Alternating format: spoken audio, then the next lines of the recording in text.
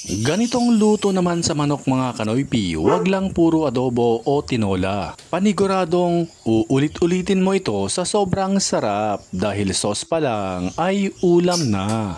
Masarap na luto naman sa manok for today's recipe mga kanoypi. Una nating gawin, lagyan natin ng durog na paminta ang manok. Lagyan din natin ito ng soy sauce at calamansi juice o lemon juice. Haluin natin ito ng maigi at i-marinate natin for at least 30 minutes o 1 hour.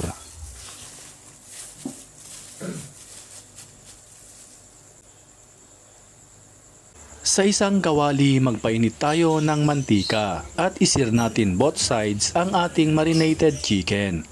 At kung nanonood ka pa rin at this point, paki-comment naman mga kanoypi saang lugar kayo nanonood para alam namin kung saang lugar nakaabot ang video na ito. Iset aside muna natin at maggigisa naman tayo ng bawang at sibuyas. Gisahin natin hanggang sa ito ay aromatic. Sa lahat nga pala ng ating mga followers o viewers worldwide, maraming salamat po sa inyong walang sawang pagsuporta at panonood ng ating mga video. Ilagay na natin ang butter. Kung wala kayong butter, pwede rin naman ang margarine. Lagyan natin ito ng ground black pepper, chicken broth cubes, ketchup o tomato sauce. Lagyan din natin ito ng Sprite o kahit na anong lemon flavor na soda. Haluin natin ito ng maigi bago natin ilagay ang naisir na marinated chicken.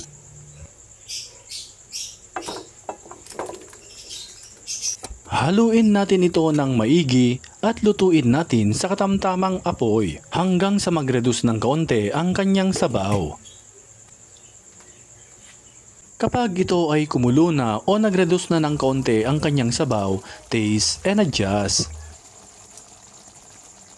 Kapag okay na ang lasa, ilagay na natin ang siling labuyo para magkaroon ng kaunting sipa.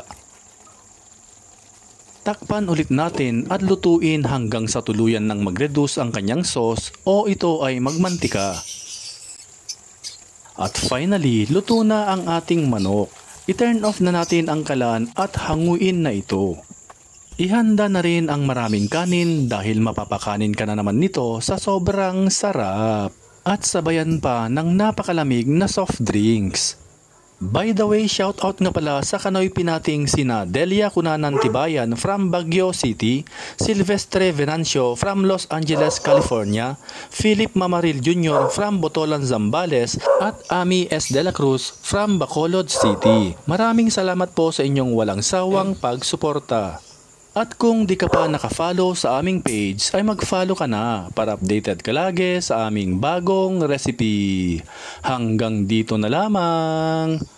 Kain na mga kanoypi!